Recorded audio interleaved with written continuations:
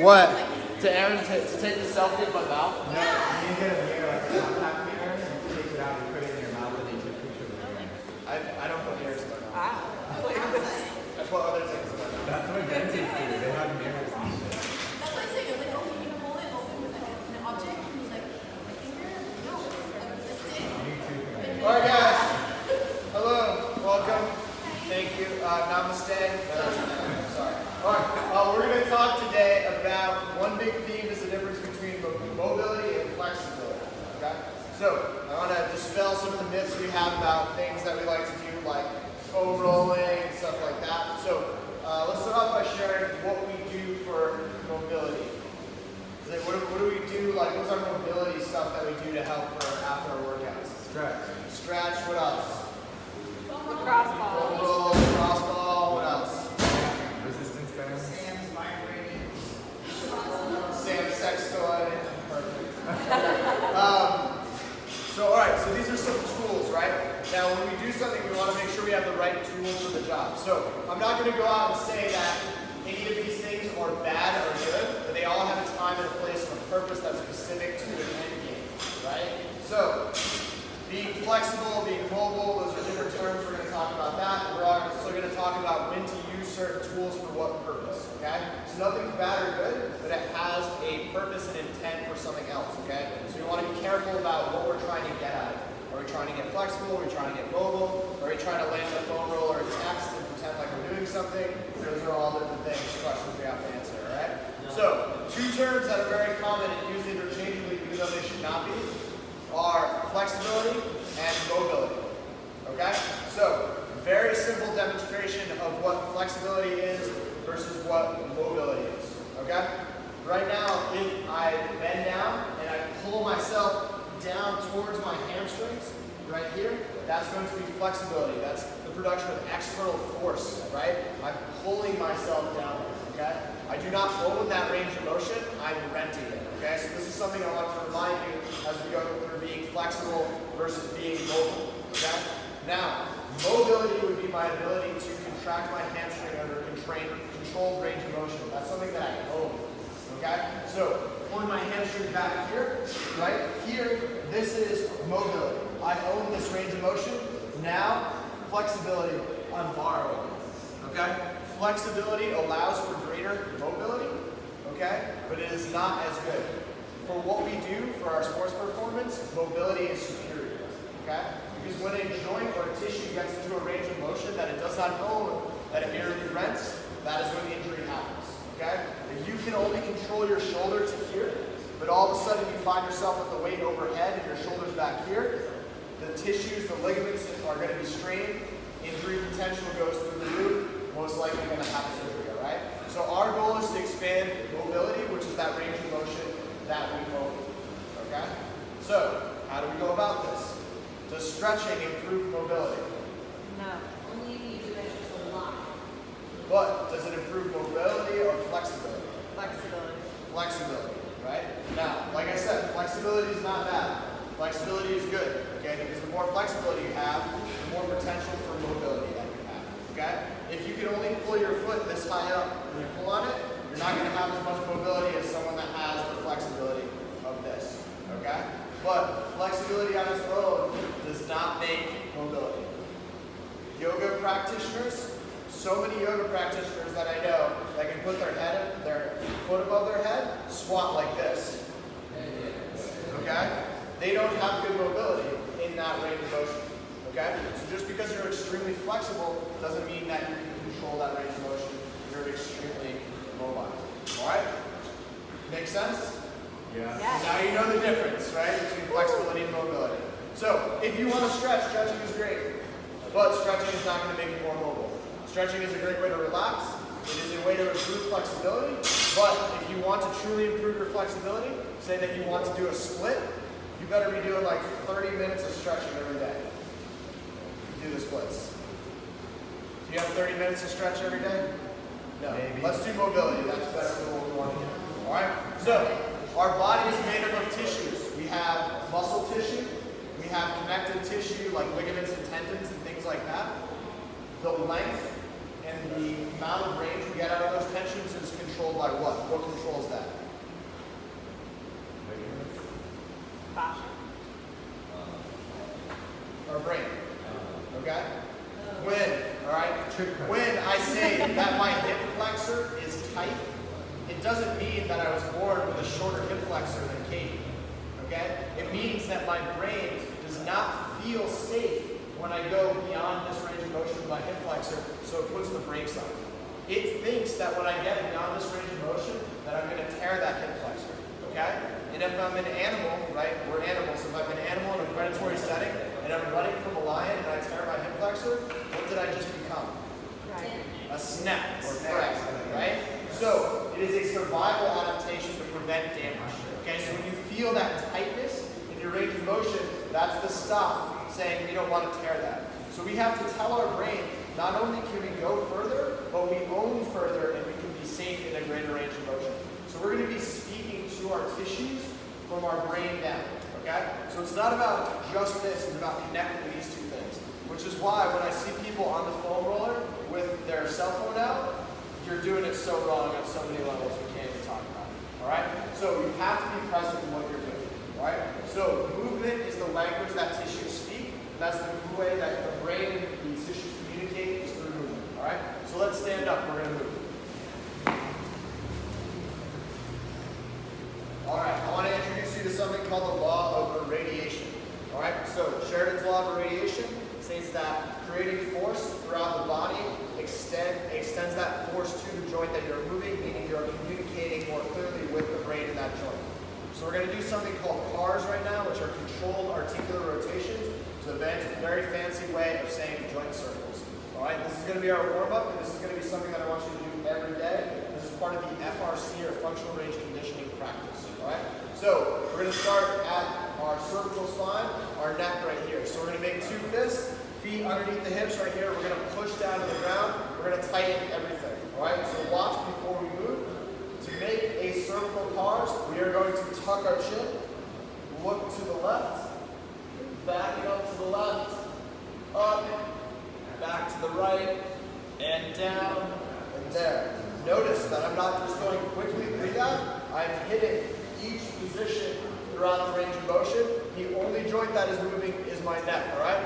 So fist down, brace, squeeze your glutes, press into the floor, irradiate, and then tuck the chin. To the left, up, back to the right, down, back, look forward, look down, let's go to the right, back it up, slow, controlled, back, slow, back to the left, down, down, give me one more in each direction, slower. Everybody slow down, 50% right now. Slow it down, slow it down. Good, look all the way up, rotate.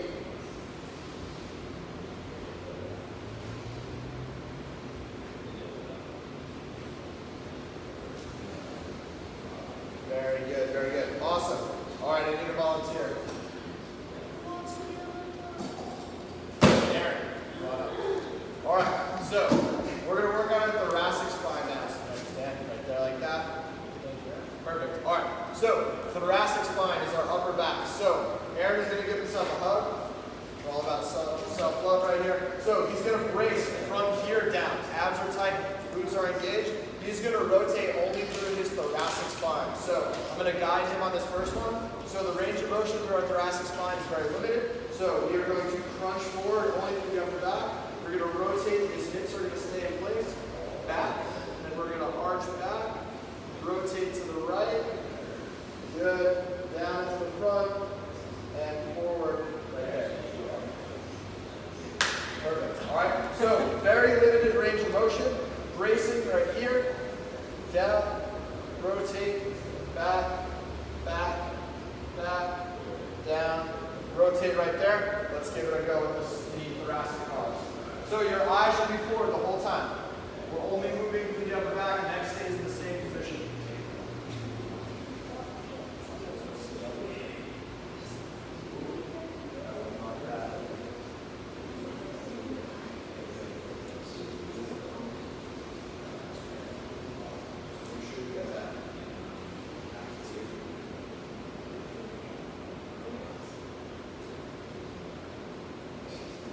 Does it help to switch arms? Yeah, you can switch arms. Yeah, just make sure you get that back too. Yeah, that's a tough one. Yes, on the way back, when you come, so you're gonna come here.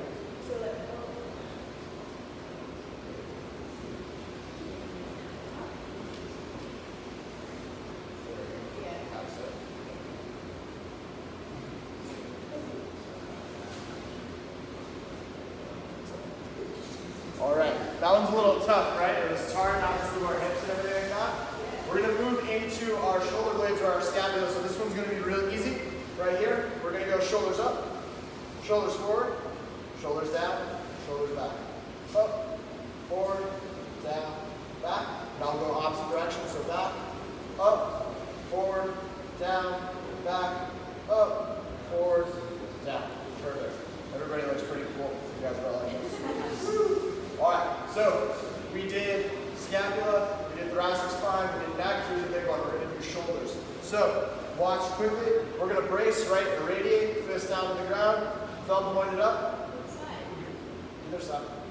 We're going to flex my shoulder up, shoulder flexion, as high as I can without leaning back, right? Keeping my chest down. Once I reach there, I'm gonna turn my palm out to the side, and I'm gonna reach back as far as I can, keeping my shoulder down and keeping my chest forward right here. Reach, reach, reach, reach, reach. Reach, reach, reach, reach, reach. Yeah, don't hit the part in the face. Reach. That hand comes down my back. Here it is. I'm going to extend through the shoulder. Press that arm off my back. Rotate my palm up to the sky. And then chest still forward, shoulder down. Swim that arm all the way forward. Right there. All right? Now, just so you know, your joint circle should look like this. Did anyone's joint circle look like that? No. All right. That's a problem. We're going to have to fix that. So, let's get one more on that side. Did you get, when you circle it, yeah. Did you have 4 in the, yeah. That is the terminology. There's no question. So when we're going, so how you said when we're here we shouldn't do that. When we're here we shouldn't do that. Yeah. So those are compensations. We'll talk about compensations. All right, we've done 2 on this side, switch to the other side. So noticing a lot of this. So a lot of people are getting here and they're reaching the end range and they are compensating by elevating here. So take your hand, push down on your trap and make sure that doesn't come up. The other compensation I'm seeing is that people are reaching back. They're reaching back with their chest, so that chest needs to stay forward.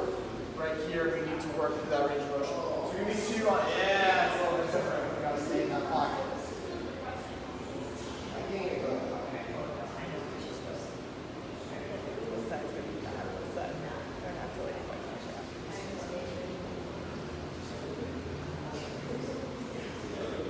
All right, are we finding out bad news about our shoulder? All right, we'll come back to the shoulder. We'll talk about compensation in a minute. I want to keep it moving though. Next joint is going to be our elbow. Real simple. Everybody, anatomical position right here. Palms forward, feet underneath us. Irradiate, abs tight. Let's go pick up the pizza. Flip the pizza. Press the pizza to the ground. Bring those hands back up. Rotate over. Down. Let's go one more. Make sure elbow stays pinned to the side right here. Pull up. Rotate, press the pizza down, bring the pizza back up, rotate, and down. Pretty easy, right? Could have done pancakes too, but pizza on the brain. We're past breakfast. All right, palm flat again. We're going to go to our wrist. All right, palm stays flat. I'm going to prevent any rotation right here coming from the elbow by grabbing my wrist with my other hand. Okay, right here. So I'm going to tip up. I'm going to invert my wrist right there, so I'm just going to move it on a side plane, and then I'm going to flex my wrist up, then I'm going to evert out. So notice I'm not doing this, okay? I'm going up, in, down, out, up, in, down, out, right there. Going up, in, down. Good, let's get the other side, other hand. Over the other hand. Now make sure that palm stays flat. Hit those 4 corners.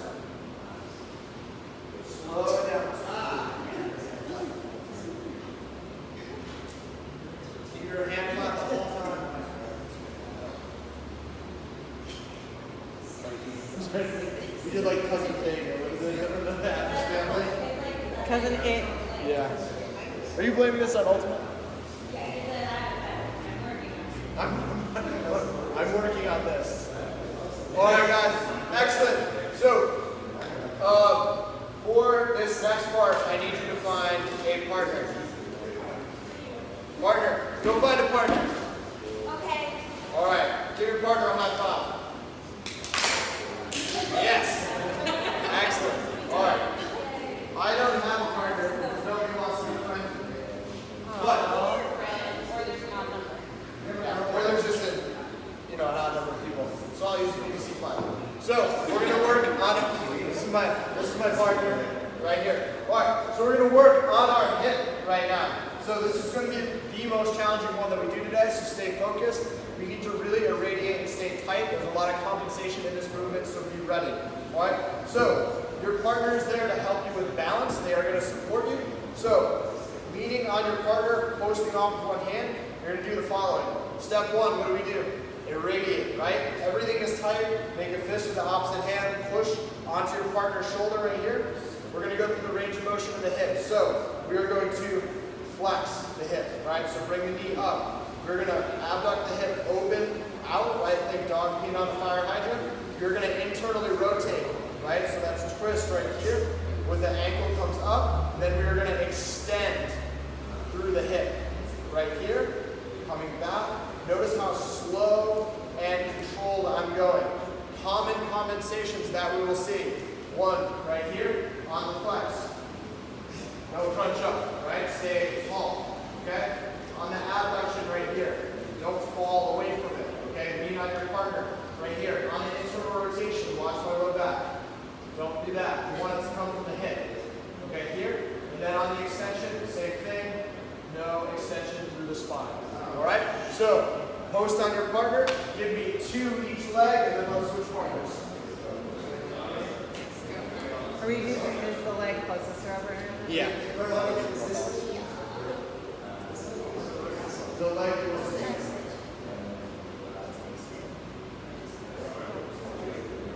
go slow through that ankle coming up, that internal rotation.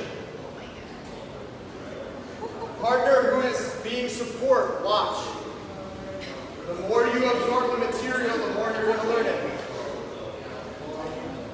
I want you to learn.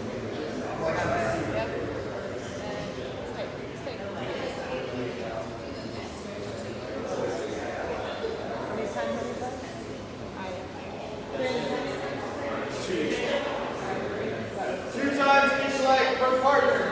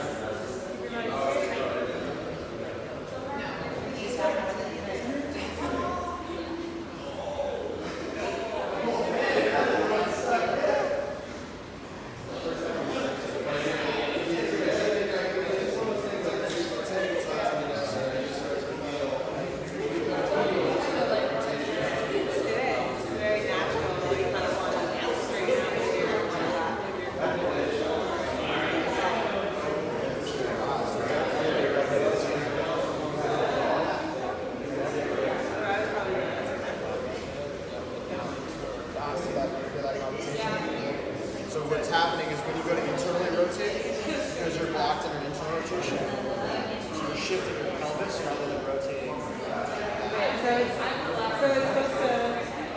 so it's not supposed to go any like higher than like. No, you don't want your pelvis to compensate. All right, crew. Finish up the car that you were on. Oh, that makes a difference. Yeah, we keep it like lower and more controlled. So, do we find these to be challenging? Yeah. Yes, very challenging. We're going to take these down to the floor later on today, so we're going to work a little bit more with them. For now, though, we have to get to the knee. So there is actually a rotational element to the knee, okay? Because you have your two bones there, tibia and fibia, do actually rotate over each other. A lot of open field sports injuries occur because how do we train our knees? Right here, single track line. Sports and life take place in multiple planes. We're not strong outside of that one plane. So this is going to help with that. So let's sit down on the ground right here. Let's take our right knee, let's give it a big hug up, okay? I want you to fix your ankle at 90 degrees. We are going to, okay, rotate that ankle out, right? Pull our butt to our heel, in, extend, rotate out, pull our butt to our heel, in, right here, keep going. We're moving from the ankle, not from the foot, so the foot is staying on that same 90-degree angle. Yes, absolutely. Where should we be going? In your knee. Yeah, I'm not doing it. I feel like my whole. You don't have that. That's why.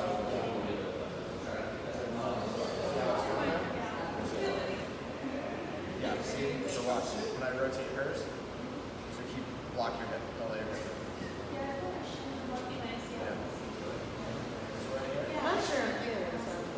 So you see right here? Watch that.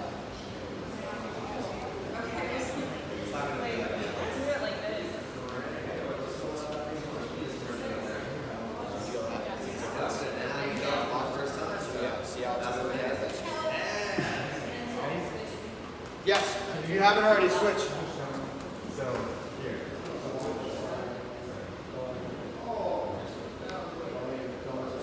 I keep wanting to move my there. It takes a second to like not move your foot. See when you're there, you're shifting from the hip. Mine's only coming from my knee. So watch your hip is moving. Your thigh is moving back and forth every time you do that.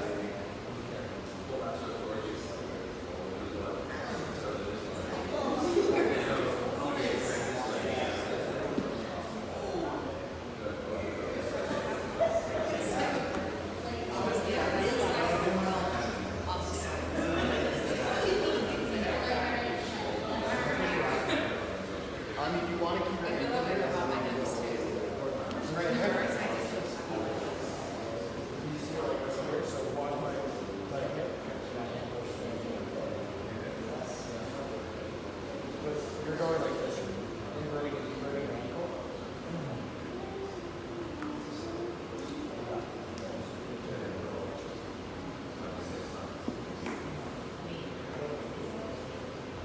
So this one is tricky because we're constantly taught to keep our knee in a single track. The part of the problem with that is that you'll actually lose the range of motion to move it, right? So a lot of compensation that I'm seeing here, right? We do have some axial rotation. That's coming from my hip, right here. See how my whole leg is moving? Okay? That's why we're blocking right here, okay? We're blocking that so it's only coming from the knee. Now the nice thing is today you might not have much range of motion in there, but the more frequently that you expose your joint to this range of motion, the more you'll get over time. So today you might just have like here, and then after a few weeks you'll have that. Okay? Yes? Does that also help with like strength around your knees? Yeah, so by doing this, you are communicating with the connective tissue, right? And the knee joint is a common one for injuries, right? ACL injuries, MCL injuries, meniscal tissue in between the actual joint itself, the center. So by doing this, you're communicating, you're strengthening that connective tissue. So not only are you expanding the mobility of the joint, right, the opening of the range, but you're strengthening the connective tissue. So when you get in an open field setting, say you're playing ultimate or you're going to go play a pickup football game, when you get into this bad position where your ankle locks and your knee becomes a twisting point, Now, because you own, right, this rotation of this range of motion, you don't tear your ACL, right? You're resilient in that position. That's what this is about. Okay? All right, last one is our ankle. So, same thing as the knee, we're going to give our kneecap a rear naked choke. So we're going to reach deep to the elbow, other elbow, and hand blocks the kneecap right here. All right, so we don't want any rotation from the knee. So we're going to point our toe down to the ground. We're going to tilt our foot in, pull our toe towards our knee, tilt our foot out. Down, in, pull our toe up, out, down, in, just like that. And then go the opposite direction, tilt it out, pull up, in, down, like that. All right, give me a few on the other leg as well, please. Block that kneecap. Not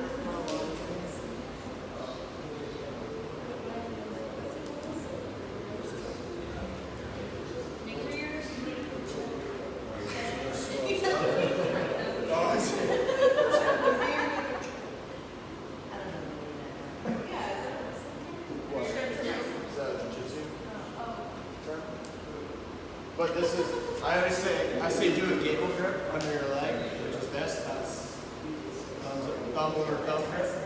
That's a wrestling.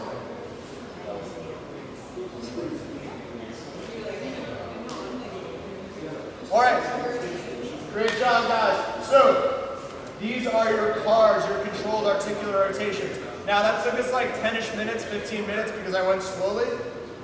2 reps per direction. Each joint will take you 5 minutes in the morning to wake up, okay? You are warming up your body for the day. You are communicating with your tissue, increasing the mobility of that tissue, the range of motion, and you are making it more resilient for injury, okay? It is way better than the 5 minutes you spend on Instagram looking at food, okay? So, 5-minute morning CARs routine every day. Now, I'm gonna send you an email. I took your names down, make sure your names on the list. I'm gonna send you an email, video of every single thing we go over today. Okay? That morning routine, if you take nothing else, take that morning routine away from this. The 5 minutes in the morning. Okay? If you have time in your warm-up before a workout, it's a great way to do it too. Alright? So, here's something I want to hammer home. What did we find out about our hip today? It's tight, right? We didn't have a full range of motion in our hip. What do we do almost every day in here that requires our hip to have a full range of motion? Squat. We squat, right? So what happens if we don't have a full range of motion in our hip? If our hip joint doesn't work properly? We don't squat well. Then you compensate the other. We compensate, right? So there is a little bit of a neuromuscular control issue going on as well in terms of our ability to tilt our pelvis. But if we don't have a fully functional hip, what's going to happen is our body always finds a way. It's very amazing, okay? And that compensation pattern is actually going to be very detrimental, all right?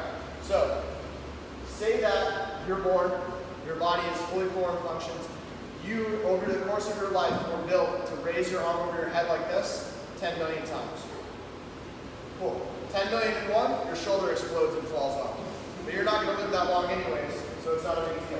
But if you are internally rotated from working on a computer all day, okay, and you did too much bench press in high school like me, okay, now, because you are not in that proper range of motion, you're wearing the joints, right? Like your tires being misaligned on your car, it wears them unevenly. So now, I don't get 10 million repetitions, I get 8 million before my shoulder explodes. Okay? Now I'm stressed, my neck is hiked right here, and I'm internally rotated. Now I only get 6 million. Okay? When we use a joint improperly, we put extra force on it, we wear it out faster. Okay? It's an overuse injury. Alright? So if you don't have a fully functional joint, you shouldn't be doing movements, right, that break down that joint. You have to make the joint healthy first, then you can do a squat or a shoulder press. Okay? Let's find out what your shoulders look like. I need a victim. Victim. Perfect shoulder victim. Perfect shoulder victim. Alright, so just face the window. Make a funny face at Alice. Alright, so I need you. I need you. Too nice. I need to be your victim. So I need you to brace right here, nice and tight. And I need you to keep your chest down. I want you to raise your arms over your head and out lean back. Awesome. Okay, so this is Danielle's shoulder flexion. All right, now I want you to relax. And I want you to raise your hands over your head as high as you can. Without, yeah, just relax. Okay, so do you notice the difference in range of motion? How did she before only get her arms here and now she got her arms here? Compensation pattern.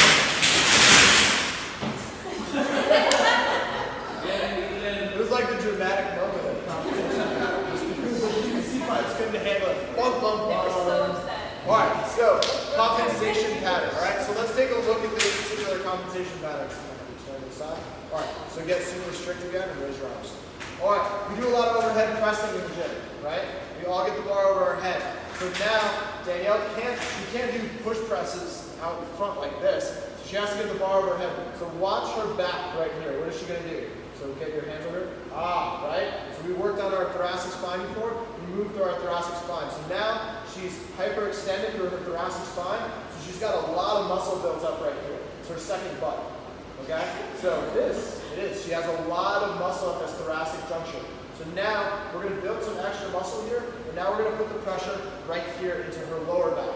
So she's like, I'm doing jerks, and every time I do a jerk, my lower back hurts. What gives? I'm working my shoulders. It's a compensation pattern. And there's infinite compensation patterns throughout the body. Thank you, Danielle. Alright, so we have to be aware that when we do something, there's going to be a cost if our joint doesn't move forward. Alright? And now what started as a shoulder restriction is now going to be a low back pain or something like that. Alright? So we have to first assess and then improve the range of motion in a joint. Alright? So let's all stand up with your partner. I want you to test your partner's shoulder flexion. So you're going to be the eyes on your partner. So with your partner, I want you to have your partner brace and radiate, arms up as high as they can, keeping their chest down. Brace. Raise them up. Do not lean back. Don't let your partner lean back. Keep them honest.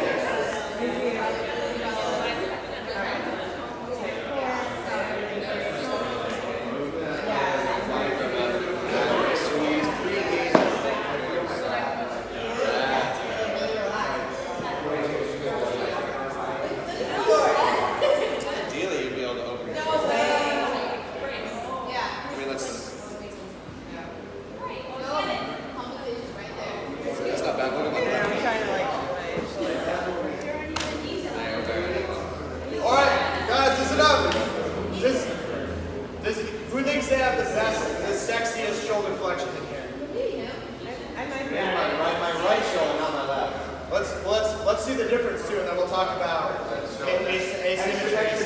Let's talk about asymmetry. All right, guys, we're good. So Ethan, like all of us, has an asymmetry, which is an imbalance between the two sides. All right, and we're going to talk about what that means. So he's going to show us his super awesome, sexy shoulder. That's pretty fucking sexy. Not so sexy shoulder. You ever see that Seinfeld episode, Good Light, Bad Light, right? Oh, yeah. But still sexy. Yeah. Ooh. Extra janky. Extra janky. Not sexy. Not So that's super common. Here's a few reasons. One, I got a nice scar right here. I had surgery. That's going to cause permanent damage. That's going to pull tissue out of place. Two, we all have a dominant side. Our dominant side, we're going to tend to be a little internally rotated on.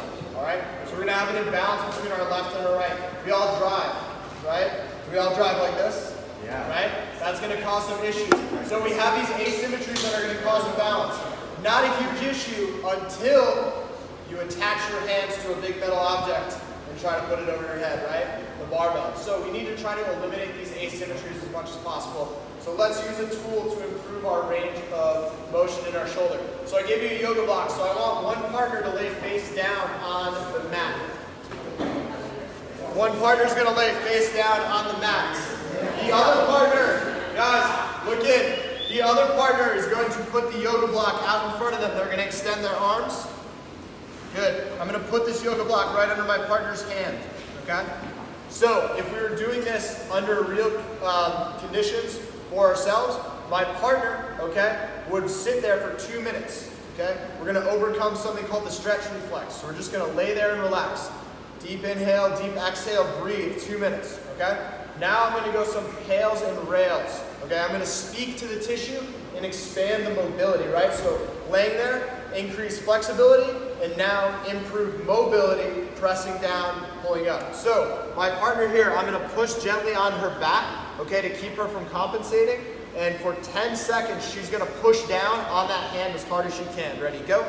Push down into the yoga block, jam it into the ground for 10 seconds. Okay, push, push, push, push, push.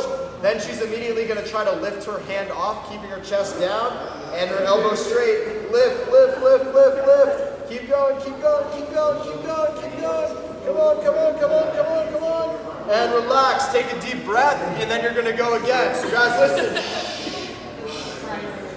All right, so I want you to do, guys, ears please, 3 cycles on each arm. Okay, so Hale's effort, progressive angular isometric load, right? Push down 10 seconds as hard as you can, and then keeping your chest down, your partner's hand on their back right there to prevent compensation. It might be purely aspirational. Your arm might not get off that block, but you're gonna lift. You're gonna fire everything on the back. So you're gonna tell this tissue to open up, and then you're gonna strengthen the tissue on the back to allow it, right? So 3 each side, each partner. Not for the 2 minutes. No, not the 2 minutes. We ain't got time for that. Yes, go ahead. It's you on you. Whenever you're ready. Push down and keep your chest down as you try to lift.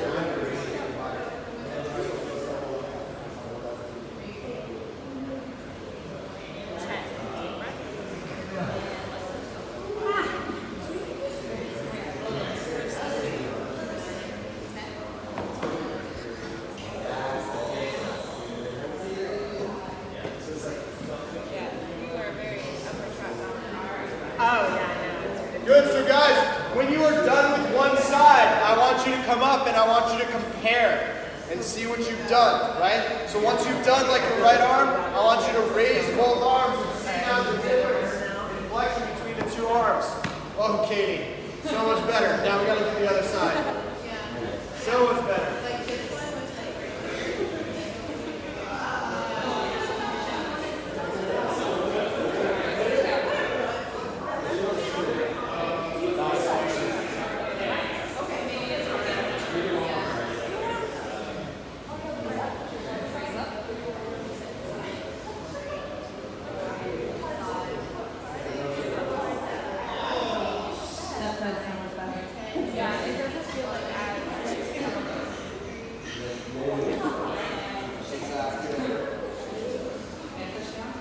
Good range of motion too.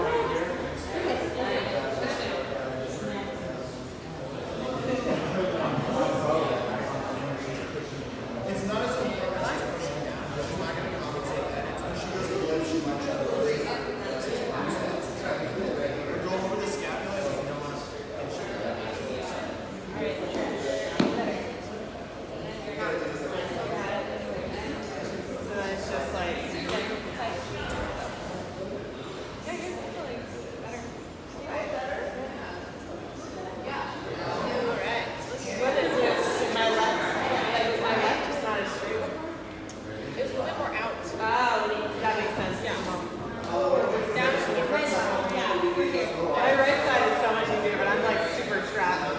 It's crazy on the left side.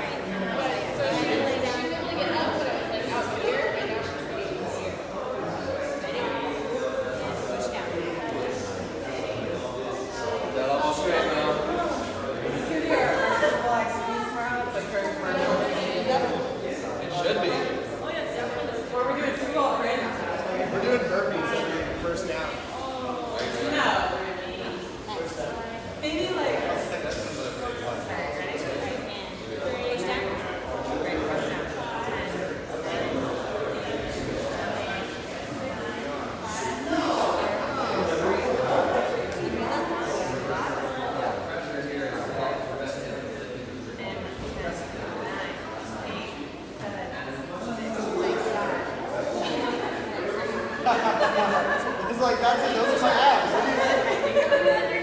Like, I don't know, because I'm on the ground.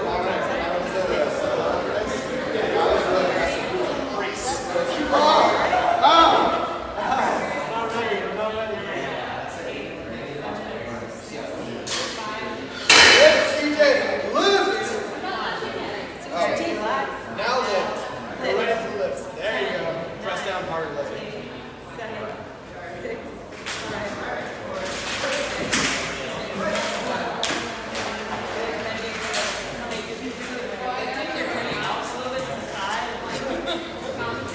Compensate.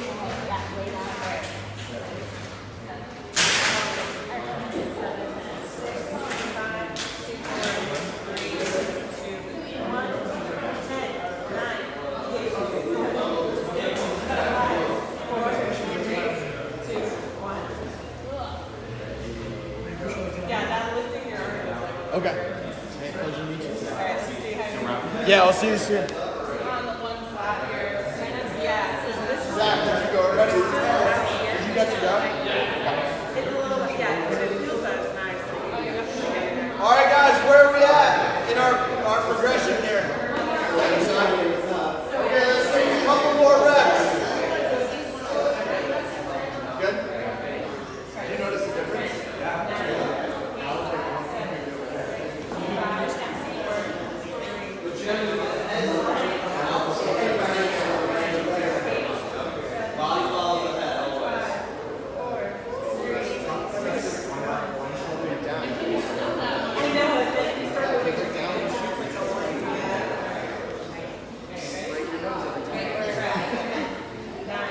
All right, guys, make this your last quality rep. We need to move forward. There's so much good stuff to share.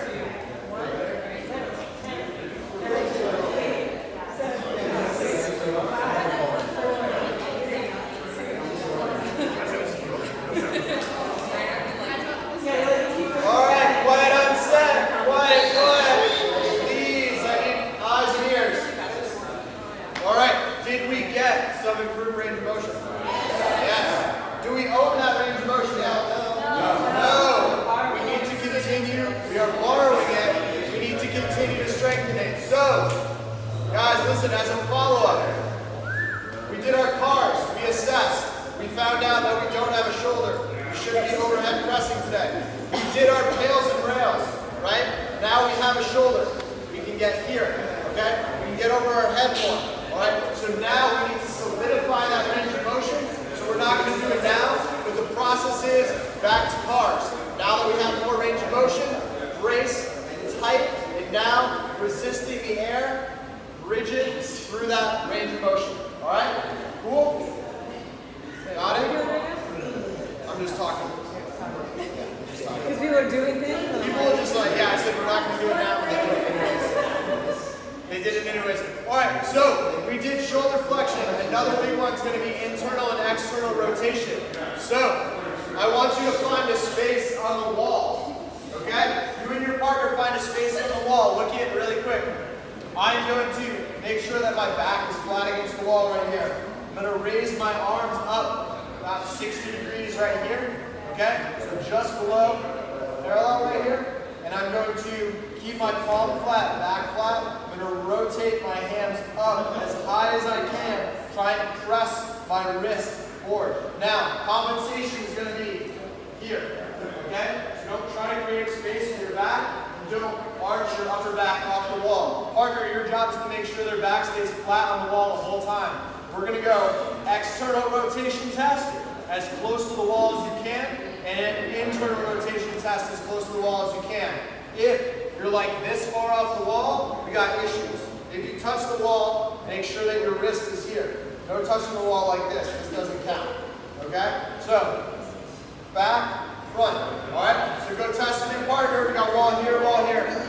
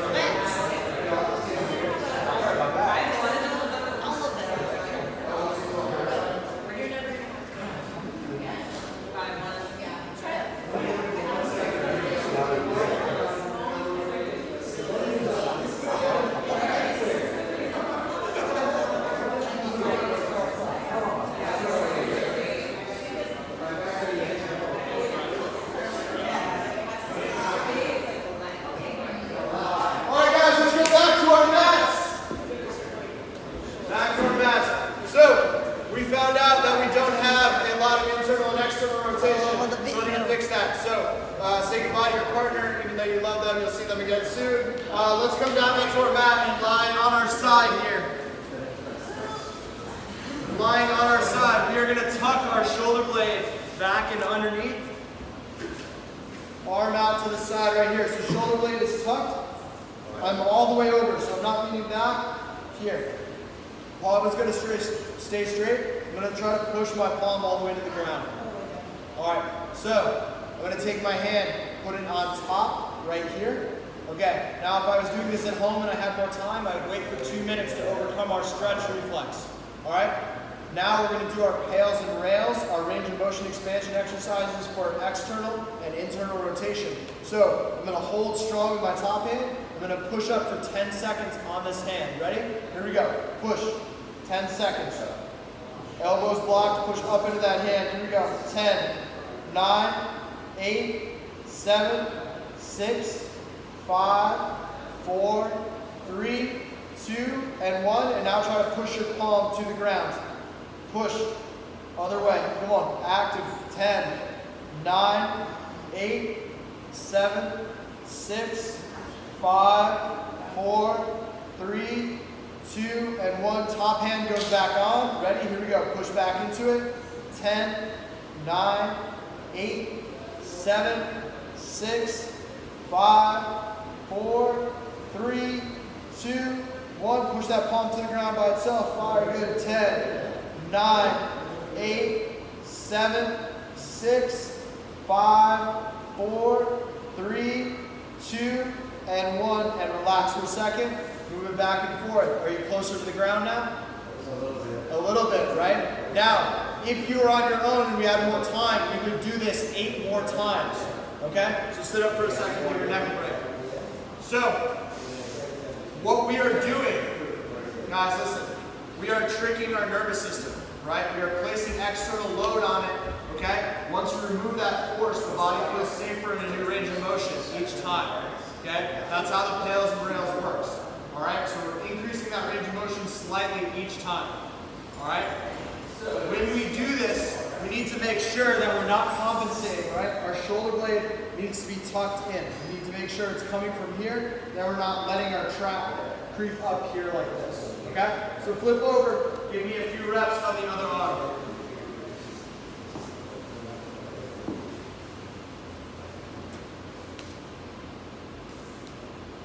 Good, so bring that hand down as far as you can, let it stretch for a second, and then push up into it for 10 seconds, and then push it down to the ground for 10 seconds.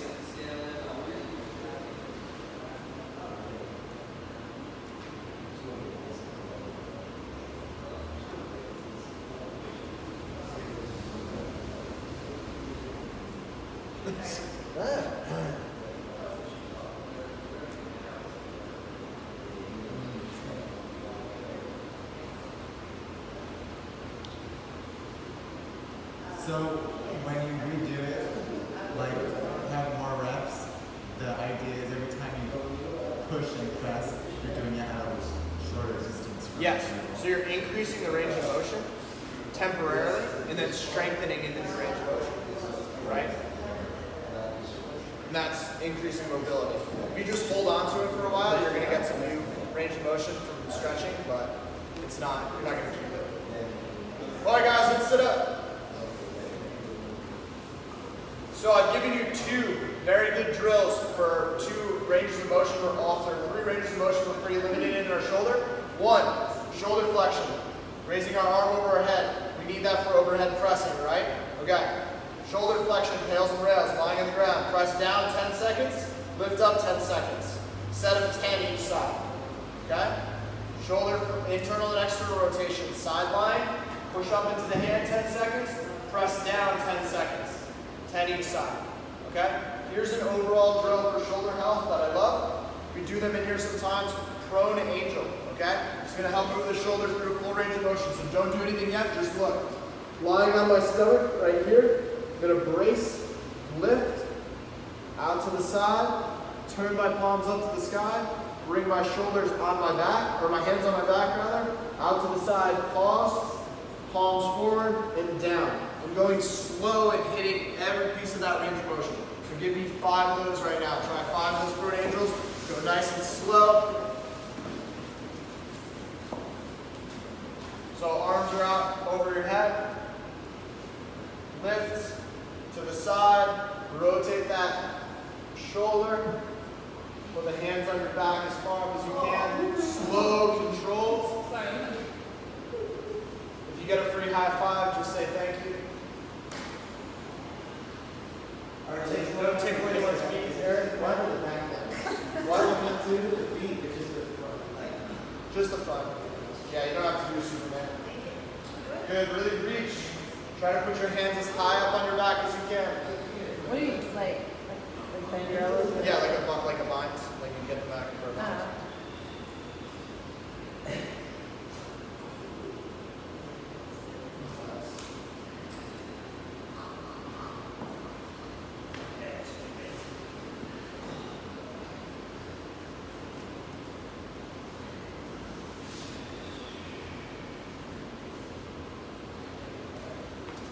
All right, crew. After those 5, come on up. So, you now have 3 very good drills. Well, 4 technically, because you also have your cars for your shoulder. Okay? So, if we're doing a lot of shoulder work during the week, now you have homework, things to do at home to help strengthen your shoulder. There is rehab and there's prehab. Rehab is what happens when you get injured. Prehab is how you don't get injured. These exercises are both prehab and rehab. They are good for preventing injury, and then if you have an injury, for recovery. Okay? The rule always is, if it causes pain, don't do it. So if you hurt your shoulder, you rested it, you're coming back, you want to strengthen it so you don't get hurt again. You try these exercises and they hurt. Should you push through it? No. Wait until it doesn't hurt. Okay? If it hurts, don't do it. Alright? We're going to move on to the spine right now. So we're going to do some stuff for spine health, also known as low back health right here. Alright? So you're going to need your partner again. So I need a volunteer, victim volunteer. Come on, Zach. So Zach, do hands and knees right here, so facing that wall.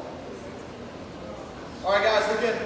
We are going to do some spinal waves. You might know these as like cat-cow from yoga, things like that. But these are going to be targeted articulations.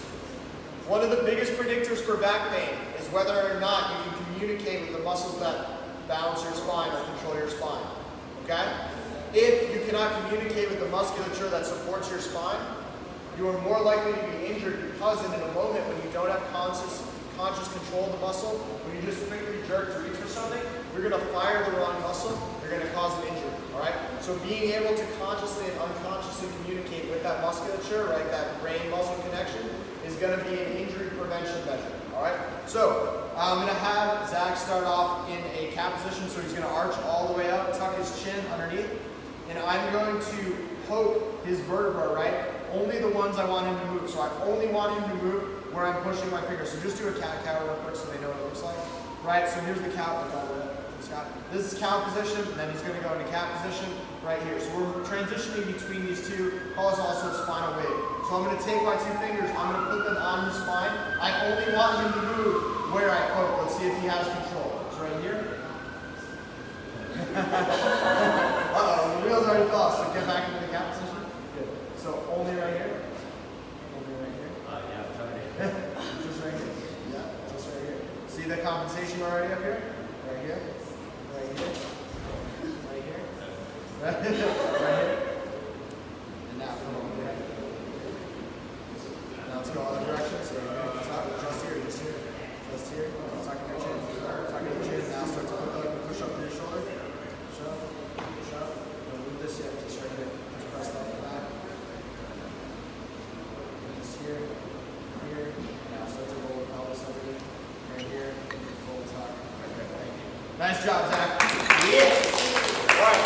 As you can see, it's not easy. So with your partner right now, I want you to do 3 spinal waves each. So I want you to cue, and I want you to give your partner that tactile feedback, that poke, right? Can you match right there? Can you keep track with where they are? Alright? So go ahead. 3 each. So which way are you? This is however I poke you. So we're going to start here, so we're going to arch up first. But you're only trying to go here. That's vertebrae. Where are you? Go.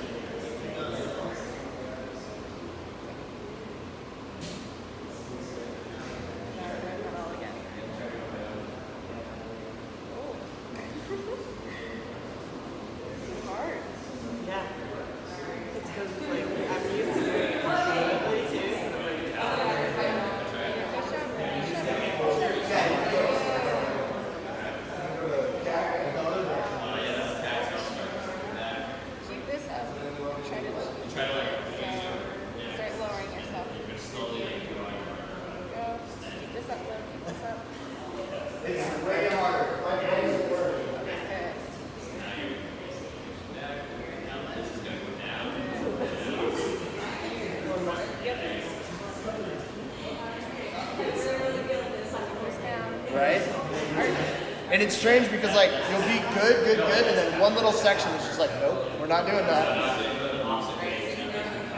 Go slow, guys. This here, sit down. Good. Down here.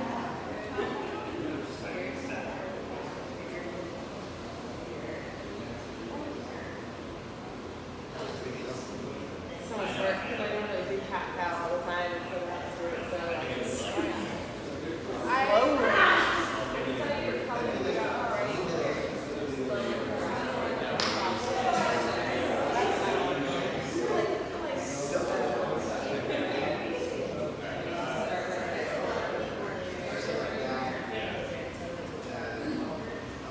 Alright, if you haven't already, make sure you switch partners. Everybody gets to try.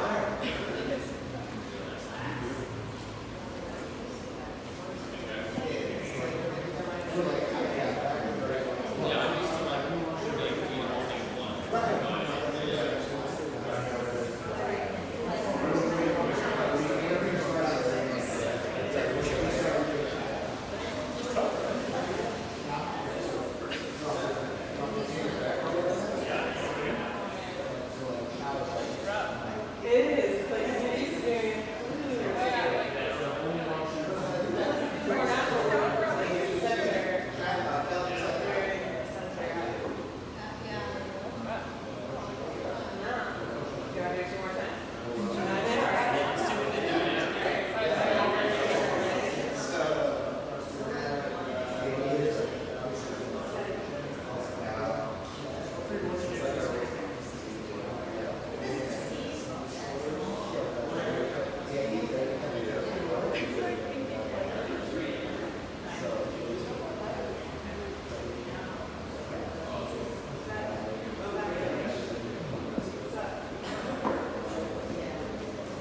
Alright guys, has everybody gotten to go a couple times?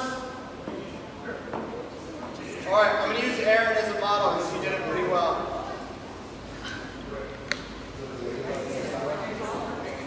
I mean, he is a professional. This is also how you work on your twerking skills, so it's important. I know that's why you're all here. I told you in the video that you would learn how to twerk, so. Sexy and flexing. Sexy and fun. We're going to do handstand twerking next. Alright, so Aaron's going to get into either cat or cow, wherever he wants to start. So watch how only the place that I'm putting my fingers is moving. Right here. So right, he's articulating his lumbar spine, he's tilting that pelvis. Right, so nothing else is really moving except the places. Now this is the hard part, right? That mid-back, that thoracic spine. How can you not compensate? He's pressing right through the shoulders here, pressing, staying disciplined here. Head doesn't come down yet. Hold it, hold it, hold it. And now tuck the chin as we come down to the opposite direction. So lift the head, come up. So nothing else is moving. Hold this right here. Yep. So now switch the shoulders. Back, back, dropping here. Dropping here, and notice now, finally, as I get down, here we are, L1, coming down, lumbar spine, he flares up the pelvis. Round of applause for Eric. Massive good. All right, so, very difficult, right? Katie said I never really feel this uncoordinated. It's essential, though, that we do have this coordination, okay? Because if you can't consciously move these muscles, what do you think is going to happen when you're like, oh yeah, I'm going to go pick up this block right here? How are you going to organize your back in space if you can't do it consciously? Okay? If you can't set up and think and be like, here, I'm going to lift this properly, when you go to do it in a game or on the field or when you're not thinking, you're going to fire wrong, and that's how the person who deadlifts 500 pounds herniates a disc by picking up a yoga block, right? Because they're only resilient in that one position. They're only resilient here. As soon as they get here or here or here, they have no more resiliency, right? So that's what we're trying to teach, that spinal resiliency. All right, now I'm going to give you 3 exercises that are going to make your abs super strong and give you deadlift and bench PRs and squat PRs and make no more back pain or your money back. No guarantees, but these are excellent 3 exercises that anybody can do. So all 4 is quadruped position. We're going to go over bird dogs really quick. We should all be familiar with these, but they are my favorite. All right. So right here, make sure the knees are under the hips. The shoulders are pulled back, the chin is tucked, but eyes looking through the top of the head. I'm going to take a deep breath in. I'm going to squeeze, and and I'm going to extend my opposite arm and opposite leg. Notice the toe on my back leg. How high off the ground is it? About an inch. It is very close to the ground. The reason is that I'm not extending through my spine. So I'm keeping that toe as close as possible. Alright? I'm going to bring that back in. I'm going to switch to the other side. So again, breathe, brace. Extend. Pause. Come back. Staying tight the whole time. Feeling that pull. Punching my heel away from that hand. Extending. Here. Back. Stand tight. Inhale. Brace. Extend. Give me a set of 10. Good. If you don't feel this in your abs, push your hand away from your foot more and make sure that that toe is only an inch off the ground.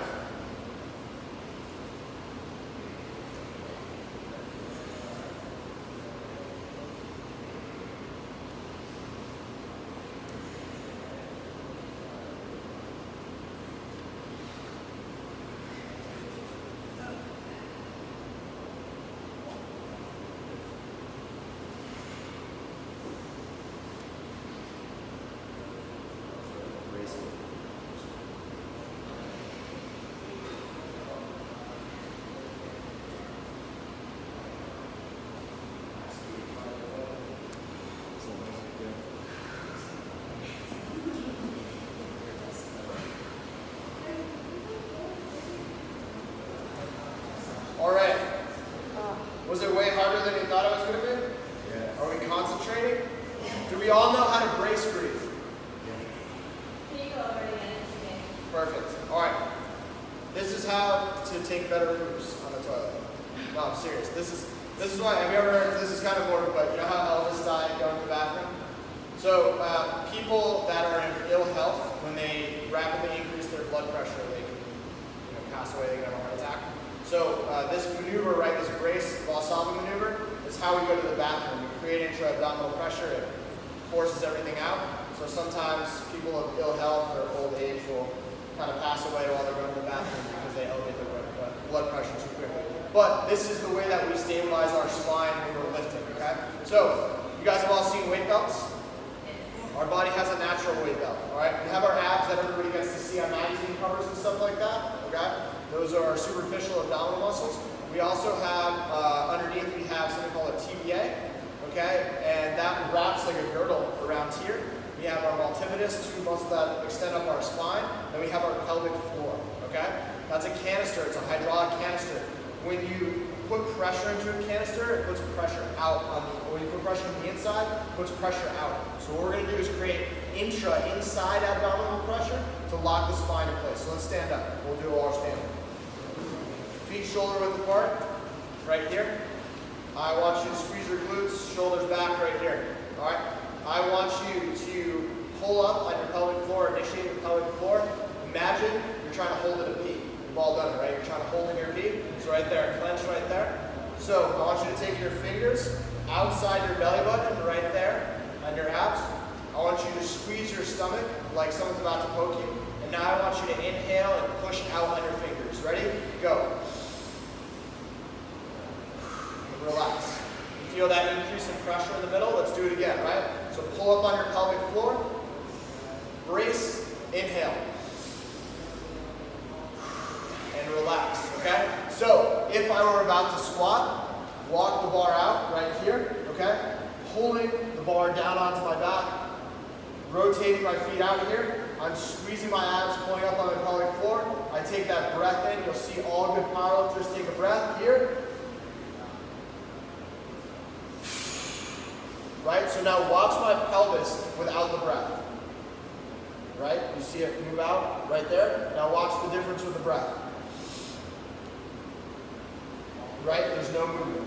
Okay, so that intra-abdominal pressure is preventing that butt wink that we see on squatting and things like that. Same thing for the deadlift, right? If I'm pushing out, if I'm not pushing out, I'm gonna take that breath. As soon as I go, I have nothing to push against here. My back rounds as I come up. When I push against that natural weight belt, I take that breath. Everything comes up at once. I'm pushing against it, okay? So that is the brace press. When I say brace before you extend, that's what I'm looking for. All right, let's sit up, lay over on our backs. Our next exercise is the dead bug. The dead bug. So we're gonna go knees up, arms up right here. Low back is flat against the ground. I'm gonna take that brace breath in, here we go. And I'm gonna extend opposite arm, opposite leg. Good, low back stays flat, back to the start. Inhale, extend opposite arm, opposite leg. Back to the start, low back stays flat, here we go. Inhale, extend, back up. Inhale, extend. Good, give me 4 more each side, keep going. Good, make sure. So if your right foot goes down, your left arm goes back.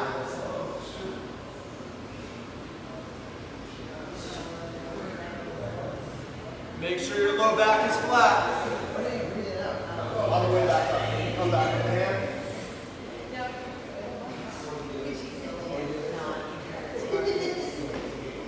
Allison has she has a nice lordotic curve in her low back.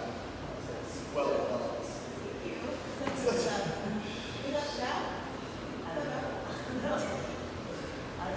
I don't know, she deadlifts like 405 and doesn't have back pain, so I'm not going to mess with it. I used to get it well.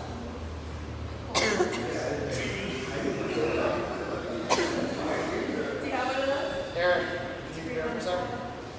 Alright, so, did everyone feel here? Not here? Good. Alright, the low back on the ground is key. So I want to show you a common compensation. I'm not picking on Eric, but we did talk about this, so I hope he doesn't do it anymore, and he might still do it. Alright, make sure that.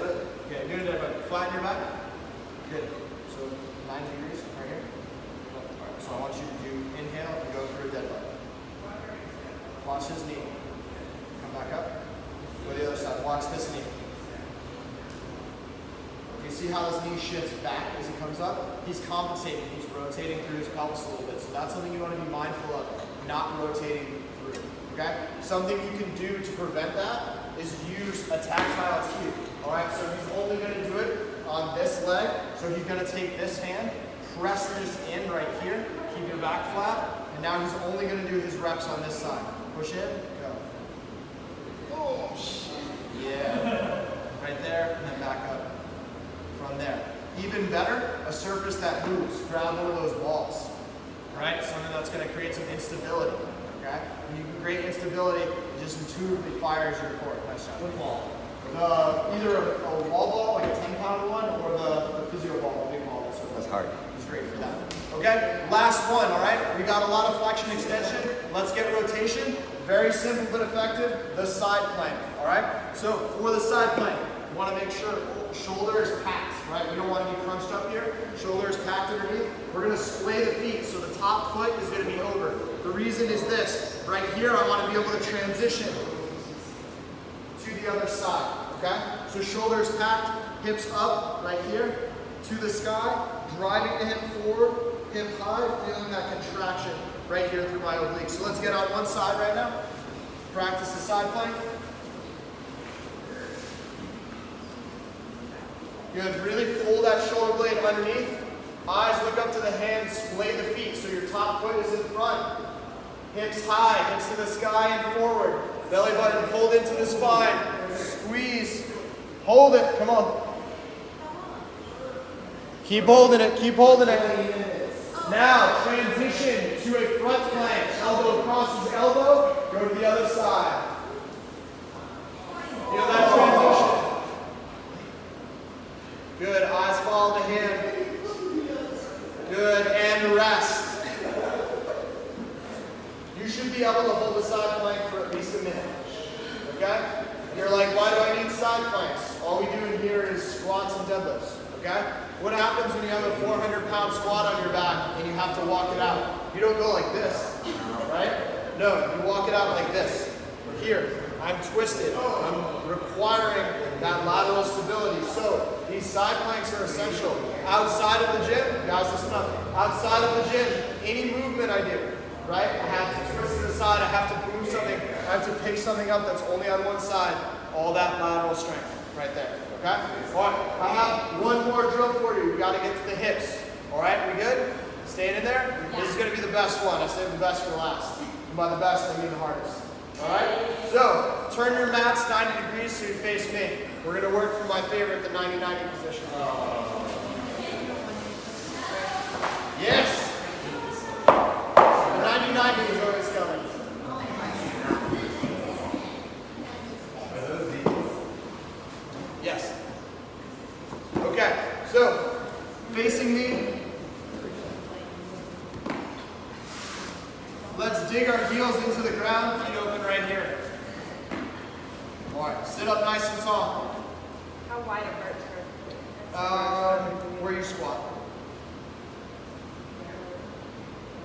Alright, so, should I go right or left?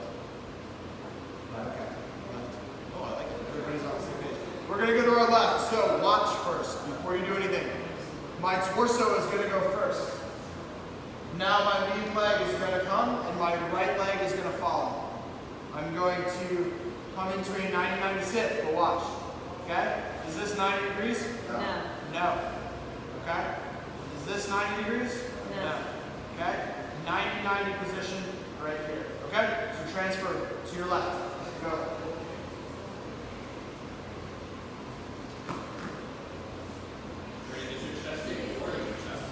Your chest right here. Okay.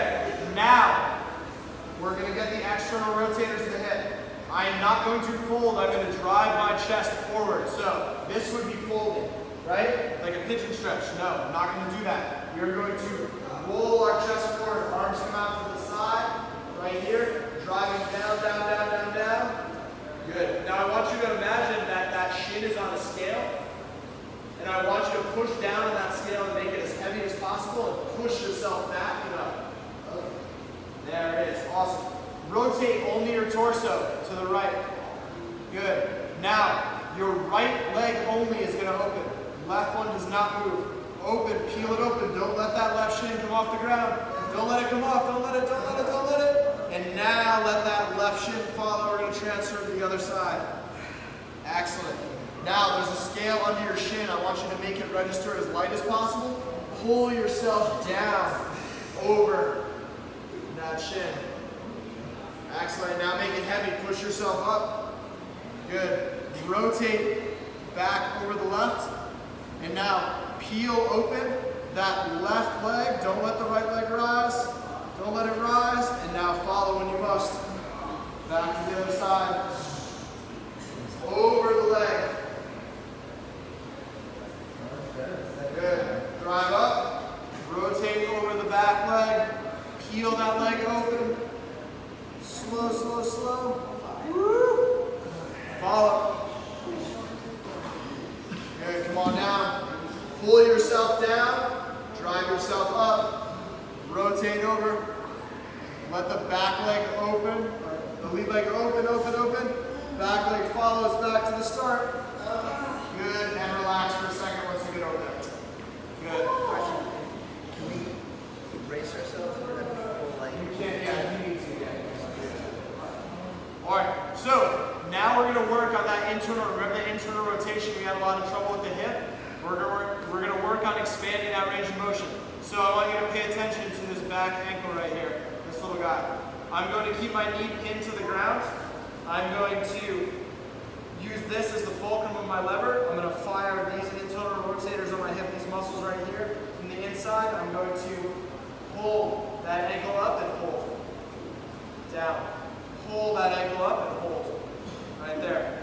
The more forward I allow my chest to sit, the easier this is going to be. The more I sit back, the more challenging. If you get no movement out of this ankle, it doesn't matter as long as you're firing the muscles that do the action. You're communicating with the muscles. There, give me a set of 10. Try not to rock your body. Stay right where you are.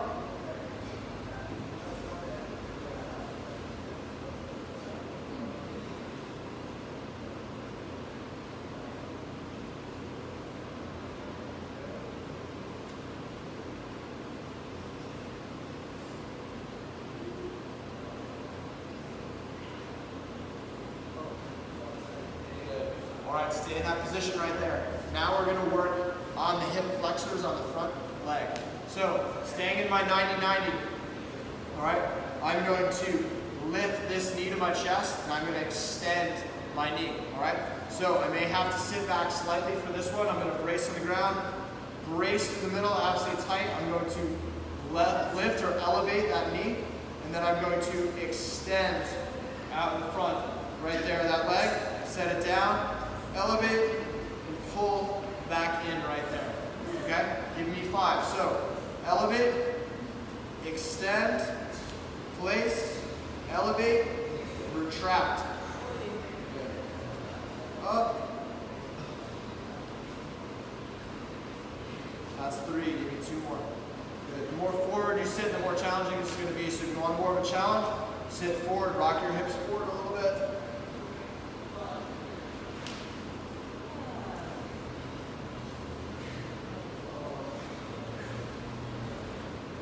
Very good. Now we got to do the other side. Leslie already knows. Let's transition to the other side, right? So get in your 90-90 on the other side. We're going to start with that internal rotation here. Here we go. Hips forward, lift that ankle, pause for 10 reps here.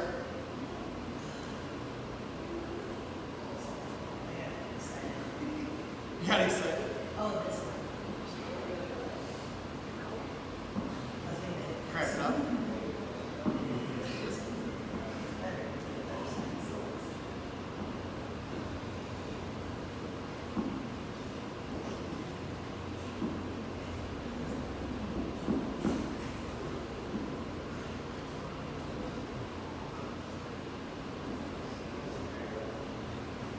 Good, and then you know the drill. We got 5 on that front leg to finish up here. So brace, lift, extend, back.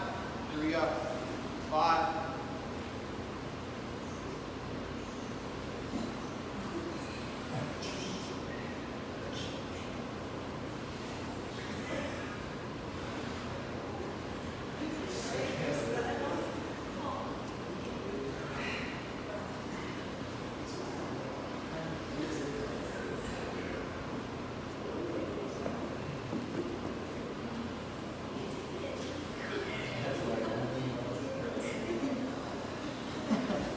Alright guys, great job. So sit up for a second.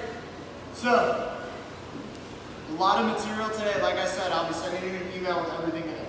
Alright? Very broad stroke today. We covered everything. I could have done like 2 hours. I could have done a whole day on each joint, right? There's other stuff. We didn't cover knees, we didn't cover ankles, wrists, elbows, any of that stuff. I just wanted to cover the 3 main areas where you usually see pain. Okay? If you do the drills we went over today, and you do the drills that I showed you in the videos that you'll get, you will improve your range of motion, you will reduce pain, everything's going to work better. Your shit is going to work better, basically. Okay? It is about frequency, not intensity. Okay? So coming in 1 hour per week and doing mobility is not as good as doing 10 minutes of mobility per day. Okay? Frequency trumps intensity with most things, but especially with mobility. Okay? So 10 minutes in the morning, if you can do 5 minutes of cars and then be like, Monday shoulder day, I'm going to do 2 of the shoulder drills for 5 minutes. Okay? You know, Tuesday is spine day, I'm going to do my spine strengthening exercises and my spinal waves. Okay? Like that. Treat it that way. Okay? Every hour that you spend in intense exercise, you probably should be doing about 30 minutes of general movement, especially if you sit at a desk all day. Just to be honest. Longevity is the goal, right? You want to be able to work out hard and be in shape for the rest of your life. Okay? If your shoulder breaks, it's already hard enough to get to the gym regularly, right? But if your shoulder hurts and your back hurts and your knee hurts and your hip hurts, how likely are you to go to the gym then? Okay? If things start falling off, you're going to fall off. Okay? So take 5-10 minutes a day. Keep yourself healthy. Okay? If you found out today that you don't have a shoulder, or you don't have a hip that works, or a back that works, these drills will help you. If you feel that you need more information, come talk to me. We'll set up a time. We can meet. I can get more targeted advice, give you a program more specific to what's going on to you. We don't all have the same problems. We don't all have the same asymmetries. Everybody's body and compensation patterns are different. That being said, everything that I showed you will help everybody. Okay? Some people may need more things, less things in other areas. If that's the case, if you want to go a little deeper with it, please, please, please come talk to me. And always, always, always do cars in the morning. Okay? Do what? Cars. Warm-up routine for 5 minutes. Before I finish up, do you guys have any questions for me? Nothing? So this would be in conjunction with rolling out and. So that's a good question, yeah. So I shit on foam rolling at the beginning and get back to it. But yeah. So foam rolling is great, okay, for what it's for. Foam rolling does not make you more mobile, okay? It does not increase your range of motion. There's all these great memes on the internet of people with great mobility and it says like, oh, she must foam roll a lot underneath, okay? This is how foam rolling works. Your fascia, your second skin that wraps around the muscle, takes like 2,500 pounds of pressure to displace. You laying on a foam roller is not 2,500 pounds of pressure. You're not rolling any knots out, okay? You're not busting them out. You need to run a car over your body to do that. What you're doing is you are increasing the pressure on that point so that your brain relaxes across the increased pressure. When you remove that pressure, your body is now relaxed to the level of pressure that it had before that is now removed, so the tension in the tissue relaxes a little bit. It is often temporary, okay? Should you foam roll? Yes, you should foam roll, but don't foam roll under the misconception that you're somehow expanding the range of motion in your joint. You are possibly, okay, you are definitely increasing the blood flow to that muscle tissue, bringing nutrients to help repair, right? The muscle, lymph fluid is being flushed through, you're helping with recovery, but you are not expanding the range of motion in the joint long term, okay? If your muscle is less tight, I use that, we can talk about that another time, but less tight, if you foam roll before a workout, you might temporarily get more range of motion out of it, but the question might be that why were you tight in the first place? That restriction might be keeping you safe, and now that you've expanded the range of motion, you might be able to get into a depth of your squat that you don't own. And when you don't own range of motion, you can be injured there. So foam rolling good afterwards, yeah, for recovery purpose, but not going to increase your range of motion. Okay? Stretching, okay, good for activating parasympathetic nervous system, that rest relax. Good for flexibility, but we're not as worried as athletes about flexibility, we're more worried about mobility. I can make Hunter more flexible in 15 seconds. Do you guys want to see? Yeah. All right. So come on, lay on your back. Come up here. So we're gonna do a hamstring stretch. All right. So lay your back flat. I'm gonna stretch out this hamstring. Okay. So right here, bring this hamstring over until his leg starts to lift off the ground. Okay. You see this here, right here, how high his leg is off the ground. Okay. Somebody give me a body part. Do you see his leg right here? The angle, right here of his leg. Right here. He's almost vertical. Right, almost 90 degrees. Okay, somebody give me a body part. Arm. Arm. Ready? Ooh, more range of motion.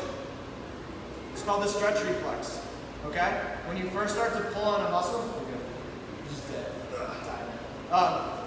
When you first pull on a muscle, there's a signal that your brain sends that it thinks that you're about to rip that muscle. Right? So we already talked about torn muscles make you a lion snack. So it clamps down on the muscle to prevent it from tearing. Okay? After about 15 to 30 seconds, your brain's like, oh, I guess we're not going to tear the muscle. I'll give you 15 degrees more range of motion. Okay? So that's temporary. Wait 3 minutes, we go back and test. He's going to be right back at 90 degrees. Then we do the trick again. He gets to 75 degrees or whatever like that. Okay? Or 115 degrees. Right? Why did it hit him? It's a joke. It's like voodoo. It's my voodoo, right? Like when I touch his arm, I can make his leg bigger. But I could have touched anywhere on his body. It's just gonna happen anyways. This is my voodoo trick. Party trick. But so that's like if you've ever heard of PNF stretching, it's just a party trick. Okay? What we did, right? PNF would be if you just push down in that arm one we did. But now we're also strengthening the things on the other side. We're going the other direction. Okay? So stretching is good for what it's for. Foam rolling is good for what it's for. But don't spend hours doing things that aren't effective. If you want to be more mobile, don't do that stuff. Do the stuff that's going to make you more mobile. If you want to be more flexible and you want to relax on the foam roller, do the foam roller. But just know what the purpose is of the activity that you're doing. Wait, so I don't understand. What is flexibility good for then besides relaxing? Flexibility expands your passive range of motion, which allows for greater active range of motion. So if my passive range of motion, my hamstring right here, pulling on it is only to here, my active range of motion can be over by default. But if my passive range of motion is here, now I have the potential to increase my active range of motion to here. So being more flexible allows for greater mobility, but does not by default give you greater mobility. Right? So that's why you'll see there's a lot of very good athletes that aren't flexible. Right? Their hamstring flexibility is not great and things like that. But their mobility is very good. Their ability to control their joint through range of motion. The further apart your flexibility and your mobility, the more injury risk you actually have. So that's why you see a lot of Pilates and yoga people get hurt. Because they're very flexible, but they're not very mobile.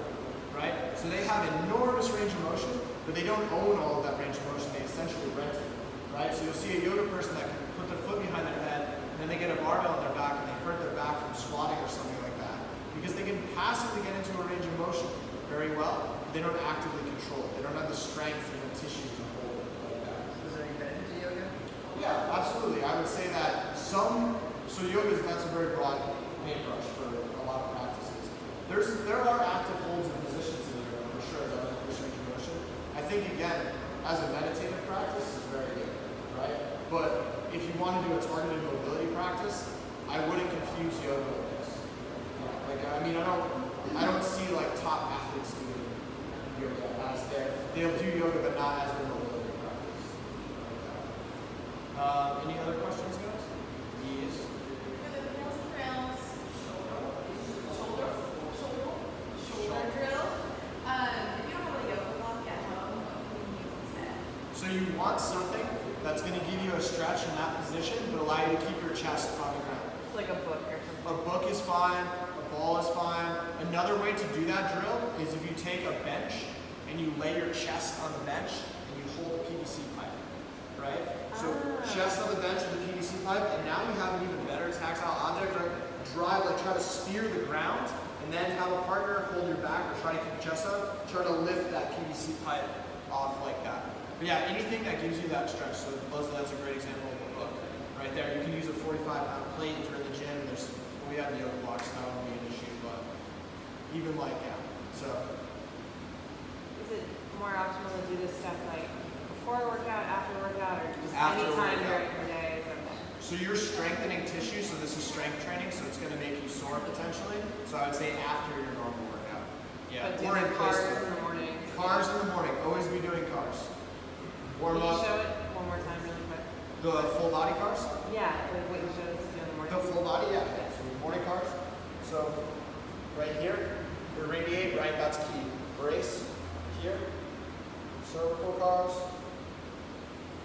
Up.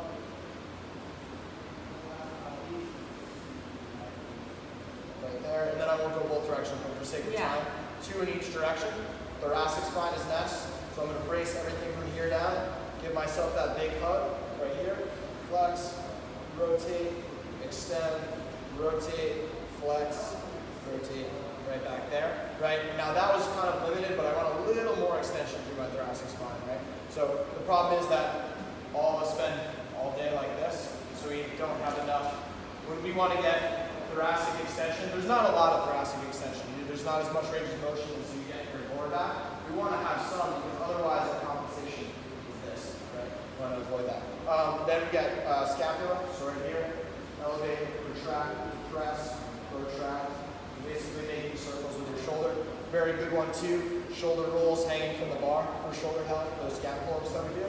Shoulder is next, so right here, brace, flex, internally rotate, back, reach, here, extend, externally rotate, reach, back forward, we're going to go 2 on each side. Watch major compensations there, elevating right here, and also reaching back. Those two. Elbow, right here, foot pancake with a pizza, up, flip, down like that, right there, wrist, right here, right, make sure you keep the hand flat, it's going to be the wrist. Hip is the big one, right here, bracing, elevate, abduct, internally rotate, extend, right there like that. Hip, you can also do that from quadruped position, really great. Find something against the wall right here so you can't compensate by shifting your hip, block yourself right there. balance something on your back, so no pelvic compensation or lumbar compensation rather. So here.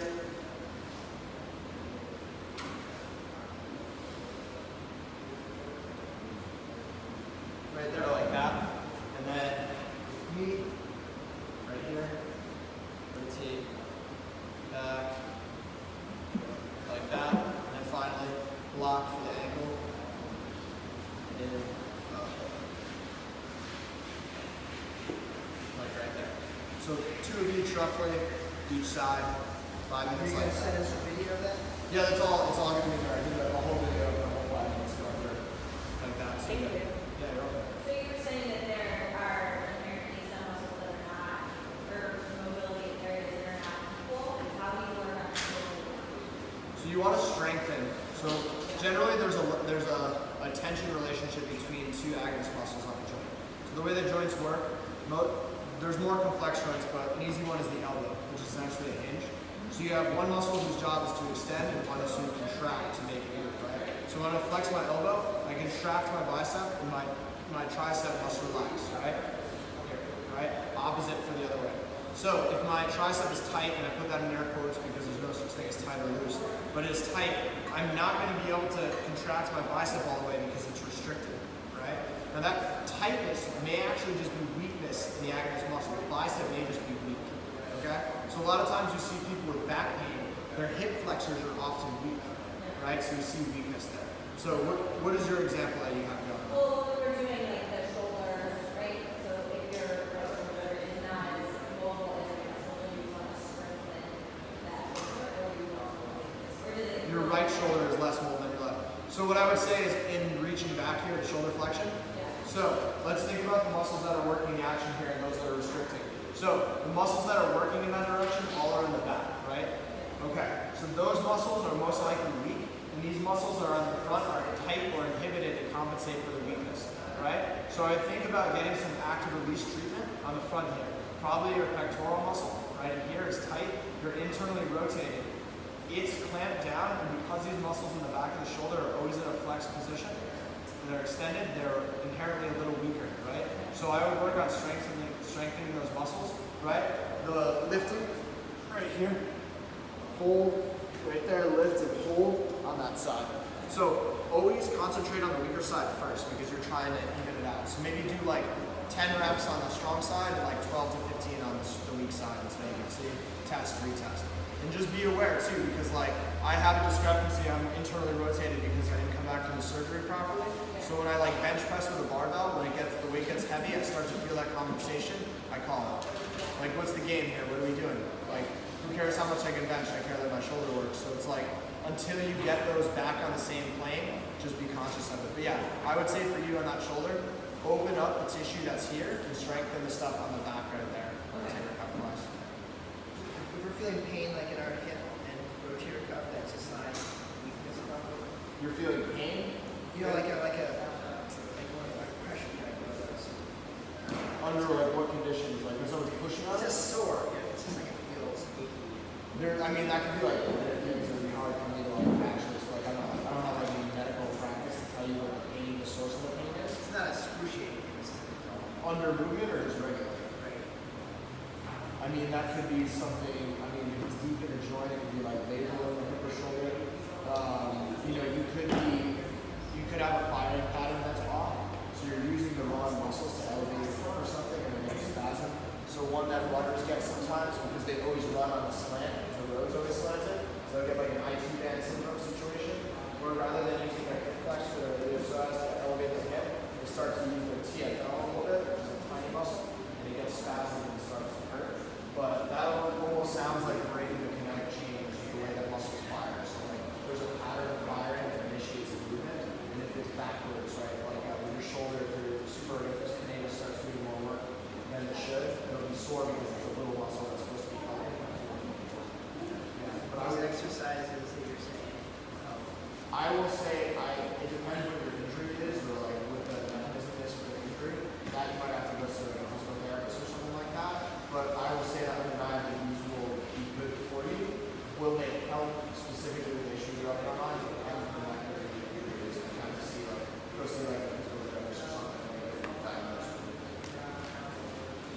mean, it's not going to hurt you to do this stuff, right? Any other questions, guys? Thank you very much. All right, thank you guys.